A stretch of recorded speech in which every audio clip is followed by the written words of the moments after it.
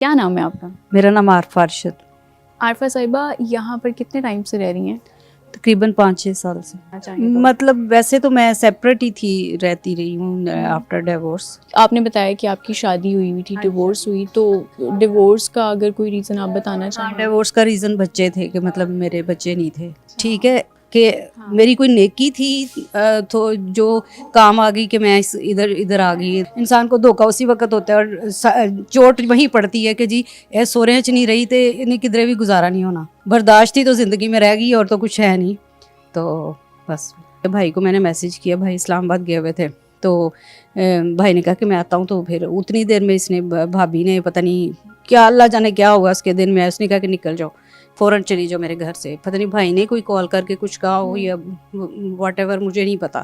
تو پھر میں روزہ میں نے رکھا ہوا تھا اور افطاری کے بعد میں افطاری بھی نہیں ہوئی ابھی، تو چیزیں میں نے سامان وغیرہ وہ رکھا ہوا افطاری کے ساتھ، وہ میں کچھ چیزیں پکڑ کے نا ہاتھ میں بیٹھی تھی، تو ویسے میں اتر آئی ہوں نیچے.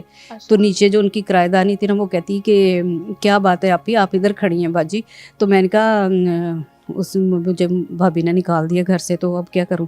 کہتی اچھا وہ سامان وغیرہ میں نے پاس رکھا ہوا تھا، ویسے کہتی سامان اٹھاؤ چلی جاؤ یہاں سے، نکل جاؤ سارا سامان لے جاؤ ورنہ میں تمہارا سامان لوگوں میں بانٹ دوں گی. میں نے کہا یہ تو بڑی سخت زیادتی ہے، بھی تمہارا گرمیوں سردیوں کے کپڑا ہی تھے اور میرے پاس کیا سامان ہونا تھا. تو وہ آئی نیچے، تو انہوں نے مجھے افطاری بھی کرائی، کچھ جو میں نے اپنے ہاتھ میں پکڑی ہوئی تھی وہ افطاری کرائی. تو کہتی ہے بیٹھ جاؤ. پھر وہ کہتی ہے کہ چلو میں تمہیں چھوڑ آتی ہوں، ایک سینٹر کا مجھے پتہ ہے تو وہاں چلی جاتی ہوں، کیونکہ مجھے ان اولڈ ہومز یا سینٹر وغیرہ کا نہیں پتہ، اور یہ میرا کھلا بھی نیا ہی تھا اس وقت، بنا بھی نیا ہی تھا. تو ان کی بہو نا دیکھتی رہتی تھی ویڈیوز ان کی، تو وہ پھر مجھے یہاں چھوڑ گئی.